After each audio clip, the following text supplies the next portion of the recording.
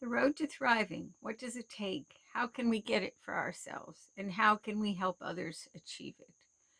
That's the question I ask myself many days in life. October is National Domestic Violence Awareness Month, and that got me to thinking about what it means to have others serve as mentors or volunteers at emergency shelters. People demonstrating what it takes to thrive. That's what people need who end up in domestic violence shelters. Lots of people have helped me find my way from that scared farm woman to today, and it all happened because people who thrived showed me how. It occurred to me that most, if not all of you, don't know what it feels like to face homelessness and the uncertainty that violence in the home places on the humans who end up in shelter. I'm lucky to be alive, but even more lucky that so many people, often ones I didn't even know, reached out and took my hand along the way. So, my dear FUUSM friends, I wanted to send you this message. 41 years ago, on October the 20th, I could never have imagined you or the life I lead today. On that October day in 1980, all I could think about was that I was going to die.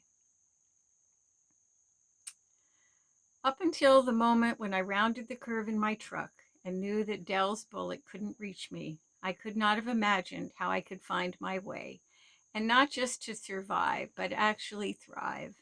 Up until that moment, I hadn't had a real friend for 7 years, watched TV, or talked on the phone. How could I have known that 57 women would be shot in the US every single month? And that most of the time this happens as they are attempting to leave. All I knew was that I had escaped for the 22nd time, and I was going to die that day.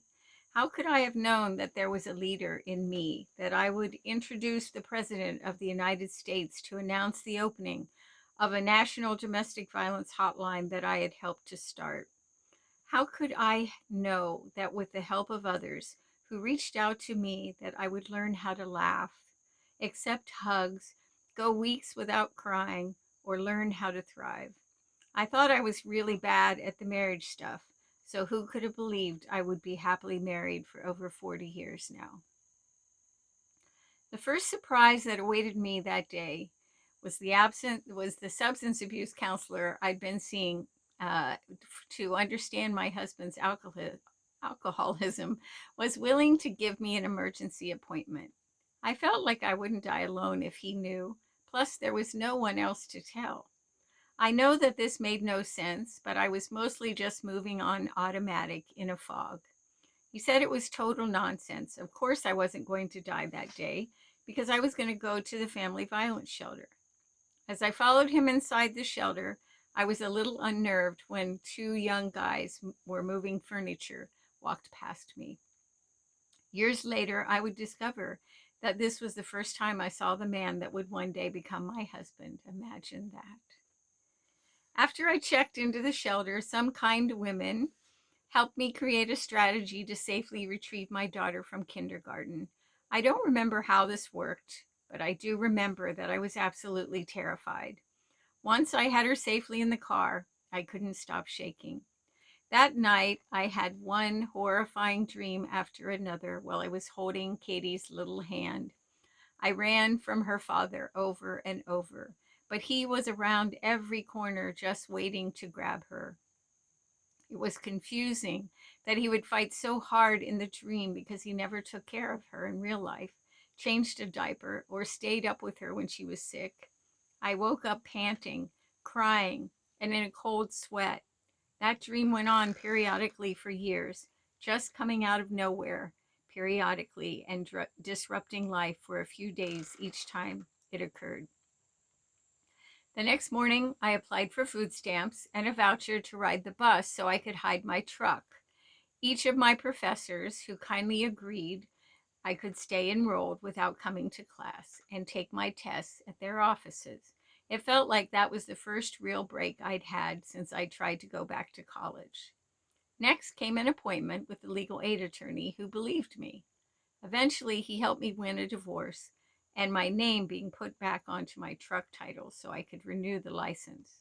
It was the little things that made a difference. The counselors at the shelter were insightful and helpful. The other women hiding in the shelter were a comfort. Volunteers came regularly to help with the bratty kids and to listen. Just as I was starting to feel like I might find my way, Dell found my truck and left a note that he wanted his daughter back. I had no self-esteem or resolve, so I turned into a terrified, sniffling kid. But the women in the shelter, the staff, the volunteers, the clients, helped me to hatch a plan to retrieve some money I'd secretly stashed in a safety deposit box at the bank in Albany. This was the rainy day I had saved for. After that worked so well, I decided to have the advocate drive me to the farm so I could take a few winter clothes with my daughter and my winter coat and take my money back to the shelter. I could only carry so many things to the car, and I was scared that my in-laws, who lived next door, would see me. As we backed out of the driveway, I saw Dale's truck on the road and fell down behind the front seat as he passed. I thought I would throw up.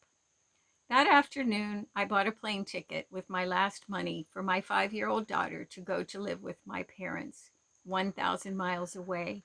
They'd never been supportive, but suddenly they were sure they could handle a little kid.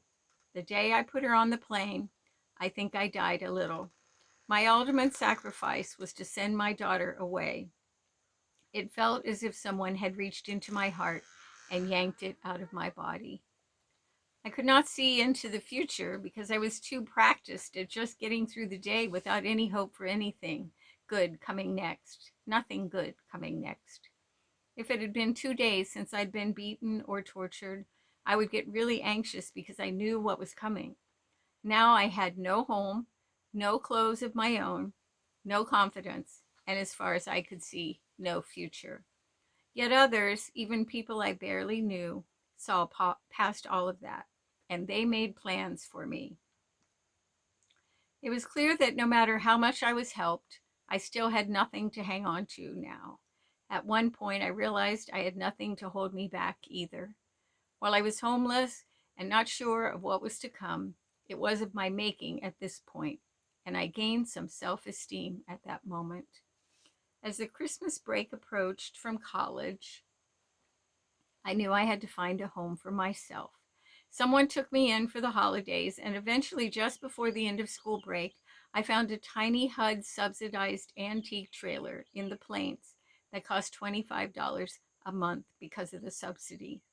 And I had $216 a month to live on. Whoopee! Such a small amount of money, but it was mine, not to be used for drinking or taking away from me in punishment. I was on a roll. Along the way, I met 2 women social work professors who latched on to me. Amazing. I was studying to get a degree in counseling paid for by the US government. Those women were determined that I was going to learn that I could lead. Much of their interaction with me, though, ended with me in tears. They pushed me to speak at a conference, which they had already arranged with a car and a driver to take me all the way to Atlanta, Georgia, and a hotel with meals paid for. They never gave up on me, and they never gave in to my lack of confidence or my fears. They acted on what they saw in me, even though I desperately knew it didn't exist. I really felt that after leaving Dell more than 20 times, only to be found and dragged back home, that the key to making my way on my own was the support of other women who'd been in my shoes. Those women were going to help me find confidence. So I decided 2 things. First, I was going to work with the addictions counselor that saved me the day I should have died and start a support group for battered women. Second, I would advertise the group by confessing what had happened to the Athens News, hoping that the story would end up on the front page of the paper. It seemed like this might help me be safer since I would be right out in the open in front of God and everybody. Hiding hadn't really worked before. After the article appeared on the front page of the paper with a photo of me sitting relaxed in a chair with my white cat, Dell left for Arizona to go to work there. He'd already taken up with another woman, although he was still swearing he would find me, and this time he'd finish me off for good. From that point on, there was no stopping me. I received invitations to speak at local groups like Rotary and the county commissioners. I openly told my story, including the name of the man who had tortured me. Those were days when women did not speak publicly of these things. My openness raised money and kept my sister's place, the local shelter, in business. In 1981, I joined the board of my sister's place to represent the women who sought emergency shelter. This was the first time they'd allowed a formerly battered woman to serve. The reasons are another story, maybe never to be told. I was nominated for the Ohio University Tutorial College by my English professor, Professor Knudsen. Since I had no idea what it meant, I had to look that one up. That was a shocker for sure. Professor Knudsen had turned out to be a big influence in my brief time with him. I had tried to get out of his English composition class because I was sure I'd flunk. The first day of class, we had to take a spelling test with 60 common words. The next day, he called me to the head of the class, which was really embarrassing, being called out to have all the eyes on me, the farm wife who had been homeless, and my clothes were cast-offs from the Athens County welfare basement. I hesitated. I really hesitated, but he insisted. Then he did the unpardonable. He put his arm around my shoulders, which was really terrifying. My body grew stiff as a board, but that didn't seem to dissuade him in any way. As he spoke, I couldn't believe it, but he said, "Class, I know Miss Trout is not 18. You know how I know? She spelled all but one of the words correctly. Miss Trout, you are now my star pupil." I went on to write a paper about what I knew every week. Those were the class assignments. The first week was how to butcher a turkey. That was all I knew to write about, an instruction, a way to do something. When the professor gave me the graded paper, I thought they had changed the grading system because I had an A minus. Back to the front of the class to be held up as an example of how to write creatively. I thought I was going to die before that class was ever over. But he believed in me when I couldn't see what he saw. I left that class thinking I might be able to write something someday that made sense. Over the years, he proved himself right. I wrote a family violence impact study for the Florida Supreme Court gender bias study. I wrote grants to secure money for shelters, millions and millions of dollars. And rape crisis centers got funded because of the words I wrote. I wrote words for garden projects for young girls who were completely left out of society to create a science project, and I did a whole lot more with those words. I wrote for a newspaper when I lived in Europe, and some of my articles appeared in Tunisian and Syrian newspapers, and I was writing against the war. It all started because Professor Knudsen found value in little old farm girl me. And then, as fate would have it, I officially met Jay Warmke. His sister was the weekend night manager at the shelter. She invited me, along with others from the shelter, to attend a May Day party at the farm that they were renting together. I dismissed the idea immediately. There was no time for frivolity. There was homework and papers to write. By now, my daughter was back with me, but with distinct ginger hair, she needed to be hidden from view. So our activities were pretty limited. And the last thing I needed was to hang out with a bunch of recent college grads. But my friends were having none of it. They showed up as I was hanging clothes on the line. I'd traded some furniture for one of the portable washers that hook up to the sink, and I thought I was rich not to wash clothes in the wash tub. Off they whisked me to the party, never taking no for an answer. I told myself I would only stay for an hour, and then I was introduced to Jay, the handsomest man I'd ever met. Later, we decided it was love at first sight, but it was mostly that he was such an intelligent person. I'd spent my life thinking, after 5 minutes of meeting someone, that there were no truly intelligent people, at least not in my circle of life. But then, of course, I hadn't been to FUUSM yet. As I approached graduation, I decided to leave Ohio for a warmer climate. I was tired of looking over my shoulder. It was time to find out what safety might feel like and get into some good trouble. I married Jay, and we left Ohio for my dream job, directing a battered woman's shelter I created. I'd come a long, long way.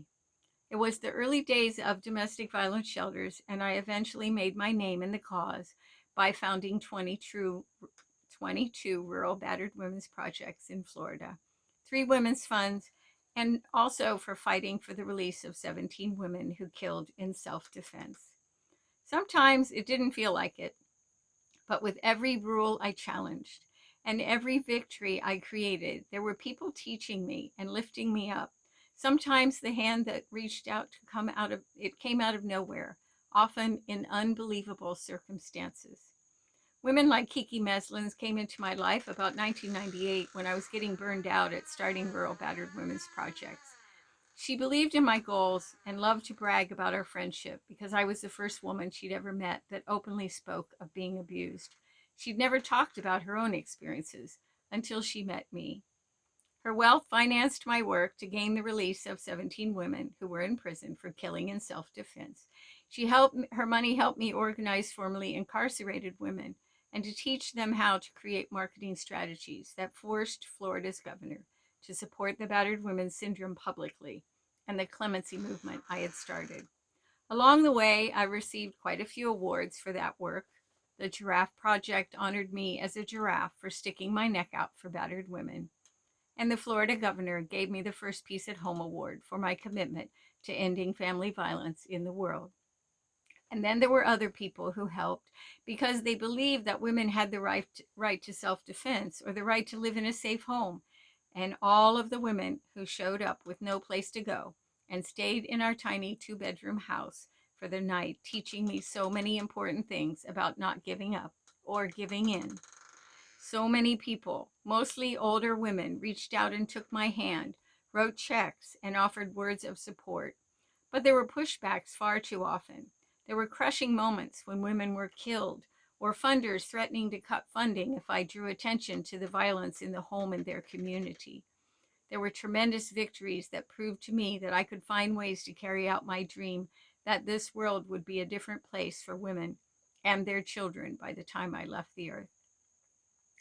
When I look back on how it all began, it seems like I was a giant bank account that people kept depositing resources into. Although I have to say it didn't feel like that at the time. It was mostly a lot of scheming and living in a giant learning curve of how best to communicate and what were the real rules in life versus what I'd been taught. In the background of pushing to change the rules in our culture for women, my daughter became a chronic runaway. I'd managed to protect her from her birth father. I wish I had found my way to safety sooner. She was miserable. Now it was clear I had waited too long, and she was hell-bent on destruction. The pain she inflicted on herself and me was excruciating. My only child, and she was someone I could not recognize. About this time, I received a letter from Kimberly Subiel that would change my life forever. She was serving a 30-year split sentence for the murder of her abusive husband. Somehow she felt that my work to organize Florida formerly battered women would enable me to help her obtain clemency. She threw in that I was her only hope. For good measure to seal the deal, she followed up with another letter and a photo of herself in her prison uniform with her young blonde daughter resting on her lap. I cried. That was my daughter sitting on my lap, but she wasn't with me anymore. I knew nothing about the law or what clemency even meant. I wasn't an attorney, and I was truly immobilized by what my runaway daughter was putting me through. One sleepless night, the answer came to me. I would organize Florida formerly battered women and formerly incarcerated women to plea for the release of Kim. While we worked on her clemency petition, we would organize. It occurred to me that I knew the politics of life, and it had little to do with any political party. On my first visit to the prison to talk with her, 10 women were waiting to talk to me. Yikes! They were my guinea pigs, and I was on thin ice. They said I was their hope. I didn't want to be anybody's hope. But after you've been to hell like I have and crawled out promising to make the world a better place, it's pert near, as my grandpa would say, impossible to look the other way. On the day I walked Kimberly Subiel out of prison, it occurred to me that the bank account everyone had been contributing to was still full, and there was no holding me back now. So I went on to gain the release of 16 more women before I called it quits to find a job that paid real money.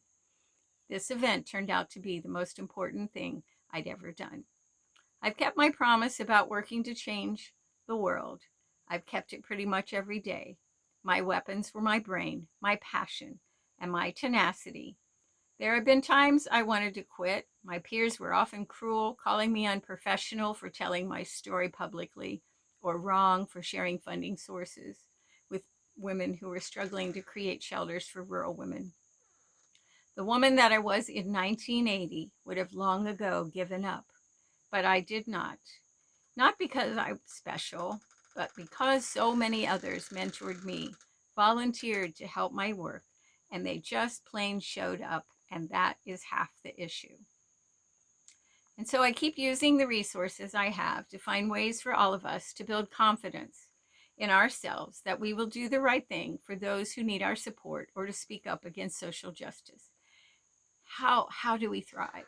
And how do we teach others? How do we recognize thriving in our own life? It all sounds so charming in a way. Battered woman makes good. However, the one thing that I haven't shared is that no large truck in the driveway and no time in Athens was ever without a sense that Dell would show up and kill me. He occasionally reappeared in my life. I never realized how much danger he still posed to me until he was killed 3 years ago in an automobile accident. It was my first sense of real safety. So I'm not asking those of you who are listening to this letter to follow my lead. Those seem like tough shoes to fill, I realize. I just want you to know you don't have to fill them. All you have to do is look past all the violence and embrace that battered women deserve equality and kindness. They need mentors to interact with, people like you who've known happiness and mental health. A life well lived is rich in opportunities for reaching out to those who need your hand, and this congregation should be proud that they've done that often. It's my hope that you will discover how you can make a difference for an abused person, even if it is to give a regular donation to the local shelter, or by sharing your own story, or perhaps you keep the phone number and website addresses handy in your purse or wallet, or on the fridge in case you see something that makes you think that information could be useful to someone. Have a fundraiser, invite people for dinner, collect donations, sponsor a march, talk to people about what you think about domestic violence and the causes. Sandra Peaslee Bush wrote in her book, Seasons of Twigs and Feathers, out of our dark period will emerge something far better than we can imagine. Like the seed, we were never intended to stay in the darkness. Like the seed, we can make our way out of the darkness into the light. Once the process is complete, we will find within us the ability and desire to live life to its fullest.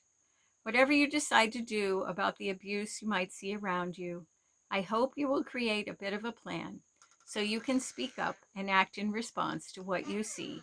And when these opportunities show up in your life, I also hope that you will openly share it with the rest of us so we can begin to see how best to bring those seeds out of the darkness. You have the ability to change things for women and their families. I hope you will use it.